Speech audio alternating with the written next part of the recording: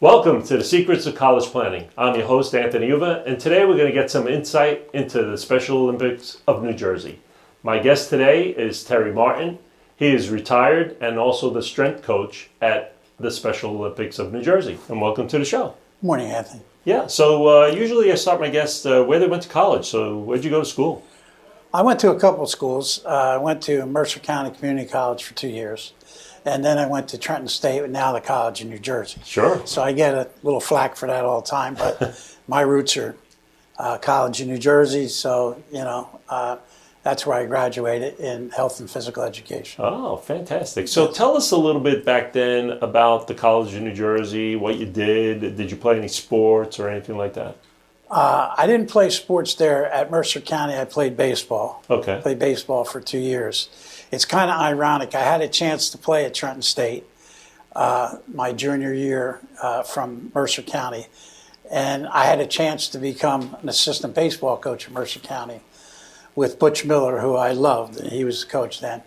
So I decided to do that, and I gave up baseball. Only as much as I loved it, and I always wanted to play for the Yankees, but I knew I wasn't going to go anywhere. So Butch offered me an opportunity, and it was a great opportunity because it was 42 years of me coaching. Wow, So, fantastic. Yeah. So you coached at Mercer County? Yes, I coached there, yes. I coached at the College of New Jersey, too, football. Oh, wow. And then I went out west to the University of Nebraska and all later on after I graduated from Trenton State. And I went out there, and then that's actually where I got my first teaching and coaching job. I went out to the University of Nebraska for my master's degree. Okay. And then after that, I ended up at a place called Holy Name High School, where in Nebraska? Yes, Omaha, okay. Nebraska, where I became the head football coach and head basketball coach. Wow.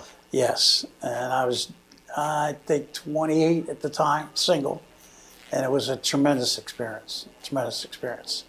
So I took that, and I forget how many years I was out there, but from there I came back here, and I ended up at McCorston High School in Trenton. It was a Catholic school. Sure.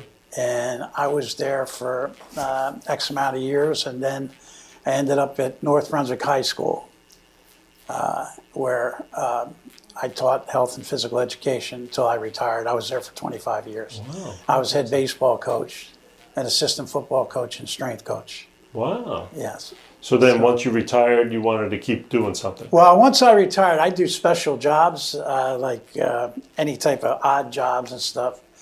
And a friend of mine was teaching at the center. His name's Gene Swanhart, who here in West Windsor was lieutenant in the police department. And he was involved in the fitness center. And he actually gave me a call and said, I got a job for you. And I said, I don't really want a job because I'm retired. And I'm going to do my side jobs and have fun. And he says, no, when you meet these people, you will not believe it. So that's how it started. And I said, all right, Jeannie, I'll come see you. So I interviewed with him and a guy named Bill DuPont. And next thing is I was working there. And it's really a tremendous satisfaction to work here. So tell us a little bit about the Special Olympics of New Jersey. What is it like? How do they find the kids? How do the kids find them? How does it work? Well, believe it or not, I'm still learning. I've been there 5 years now. I believe it started at the pandemic. I think it's around 5. I don't know, but I started there, and I'll be honest, I was really nervous when I started. Not nervous, the fact that a lot of these athletes and so-called athletes that we work with, they're non-communicable. In other words, they have trouble speaking, and they just do a lot of things that you really, it's hard to communicate. And I was used to, like we're talking now, and I taught special ed at North Brunswick, but you could still communicate. Right. So I remember the first night telling Jeannie Swanhart again that I don't think I can do this, because give me an example, and I'm not trying to embarrass people because these kids love me. Well, they're not kids, that's the other thing. I call them kids, they're adults, 40, 45. But anyway, the one girl, Netta, showed, and when she first did that, it was very difficult for me, and I'm underneath them saying, oh, what do I say? Well, now I work with kids and all, and not kids, again, they're adults, and I train them. And this one individual, give me an example, Patrick Rhodes, and he would laugh, if he even heard this. So he dribbles a lot of stuff, and I go, could you wipe that stuff off your face and get the hell, and I mean, he goes, oh, he laughs, you know. But the satisfaction's incredible. I say this with all the stuff going on in the world, a lot of these so-called athletes or people that use the weight room that have these disabilities, I think these people are happier than us. I bet. And I mean that sincerely. And it's taught me a lot because, you know, you come in with problems or whatever and you see how, and the parents are incredible to me, that some have actually 2 or 3 kids that have problems. And some are worse than the others. Now, there's autism there, there's mental retardation, there's other things. I don't really get into that. I actually look at I call them athletes, I look at every one of them as the same, you know. And what do you do there as a strength coach? Well, what I do, there's different coaches. We have one guy that actually trains these athletes for competition when it comes to June, the Special Olympics, the games. Yeah. They're every June at Trenton State. It's a really big thing. And that's what he does. What we do is we take people that are interested in learning how to lift or learning how to just stay in shape, lose weight. It's a combination. So we have about, I'd say, 40 type of machines. It's a beautiful facility, center, and we'll take them through and put them through exercise. Now, after they get going, some of them, they'll take their sheet and they'll do it by themselves. But we have different programs. We have programs that actually work with nutrition and losing weight. We don't really do it. Somebody comes in and actually teaches the students, and they actually sign up for that. Wow. But we got boot camp, Wow. which they love, and that's a completely different segment. We're actually open from Monday through Thursday and Saturday. And it's actually at night from 5 to 8. And that's when they come in. And they actually will have a routine or they'll ask for a routine. Yeah. And they're all different. And some maybe a workout for 20 minutes, but that workout to them is like an hour and a half. Sure. You know, so. Now, is this is a part-time job for you? Yes, it's a part-time job, yes. It's just non-paying. You're doing it as a I volunteer? actually get paid. Oh, yeah. Yeah, they pay us. There's 6 of us that actually work, and actually what we do is just control the center, Gotcha. the fitness part, Yeah. and we're there in case there's a problem or anything like that. But besides, like I said, the majority of what we do is we actually work out the athletes that come in for that particular night. So now they're all working out for the Olympics, the Special Olympics. Not all of them. It's amazing. We have some, like I have to mention, Dee LeBeau. If you met her, she's about 45 years old. And she has a lot of problems, but she loves to work out. And she doesn't want to be part of that. But she'll come in and she'll use every machine. She says, I'm doing very good today, Terry. I'm doing very well, blah, blah, blah, and we'll go on to that. Then we have other ones that are specifically there to do a program for either track and field Gotcha. or for, believe it or not, bocce. Ah. Or I'm trying to think some of the deadlifts, weightlifting, powerlifting, I should say, not deadlift, powerlifting, volleyball, basketball. So, yeah. Now, if they're an athlete trying to work out for the Special Olympics, are they there every day? Are they there just once a week? Is it like a whole routine that they have to go through? Again, it depends on the individual. You know, we have individuals that come in, again, and they're kind of on their own. We will help them. Some of them do not want any help after we show them through the different types of machines. Yeah. Then there's other ones that have more of a specific routine for their particular sport. And so it all depends on the individual. I did forget to mention that the parents also work out. Oh. A lot of them come in and they love it. and they really enjoy being with their son or daughter, and they really get a kick out of it. In fact, they actually some of them, it's amazing. They ask, can we do this or do that, or I got a neck problem, can you help me there, or my son, he eats too much, what do you think about that? So it's kind of give and take. So what are some of the things that they do there? Is it like swimming, tennis, just weightlifting? You just mentioned they do them all there, but we don't have a pool there. But they go to Steiner, or they'll go to college in New Jersey. They'll go to the pool there. But the sports that they offer, just offhand, actually is softball. Wow. They offer tennis. They offer bocce ball. Now they're trying to do pickleball. It's not, the craze is amazing. I used to teach that for years. Years I taught it. And now I missed the boat there because it's incredible. Could you get up off the bench, and hit the kids are looking at, this is high school.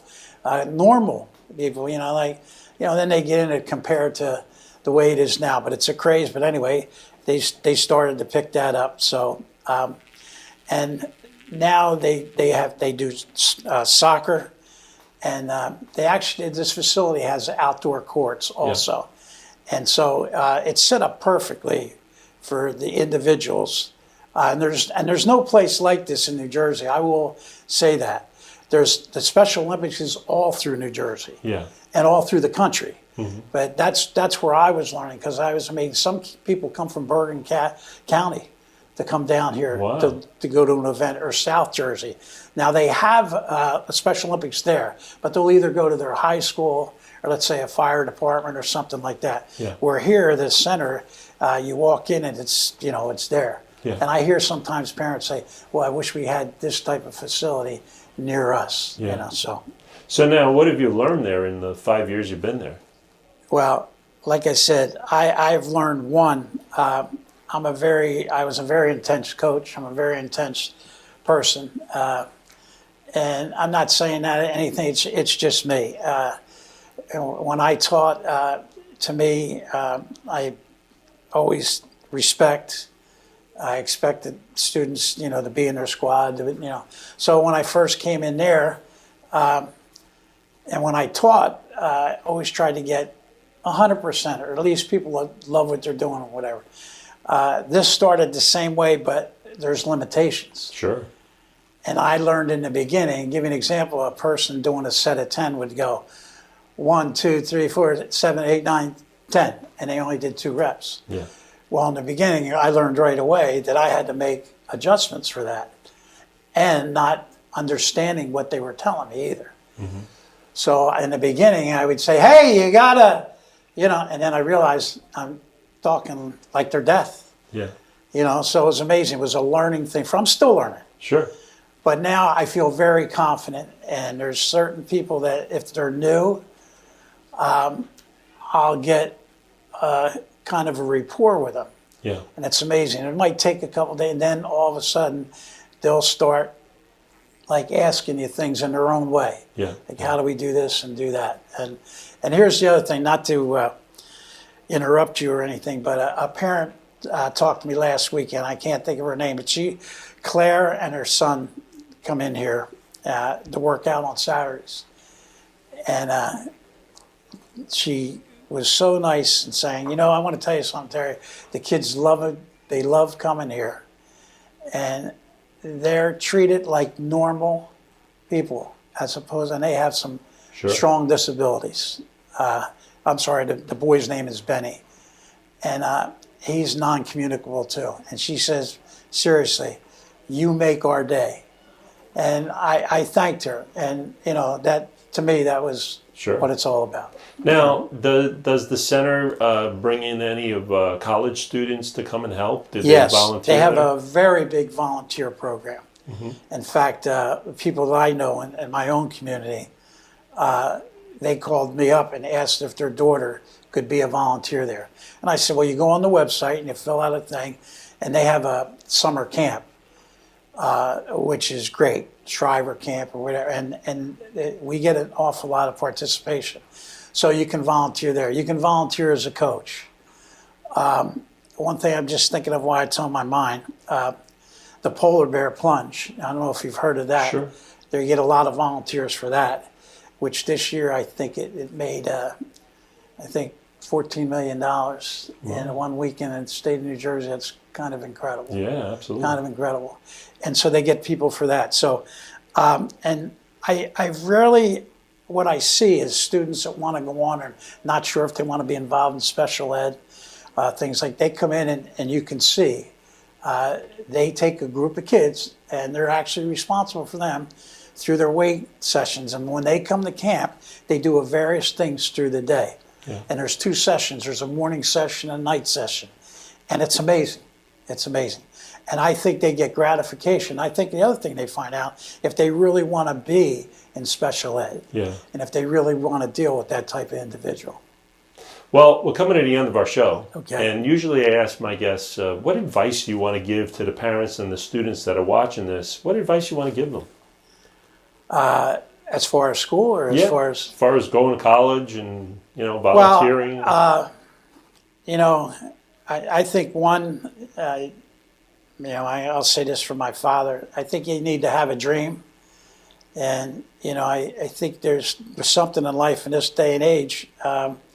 If you go to college, you need to pursue your dreams and what you're going to accomplish.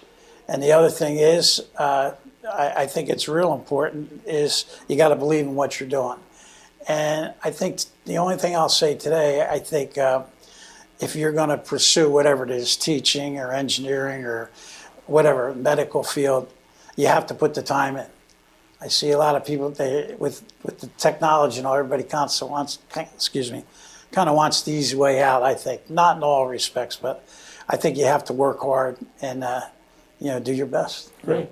Well, thank you very much for coming on the show. That was great. Thank you very much for coming on. I appreciate it. Thank you.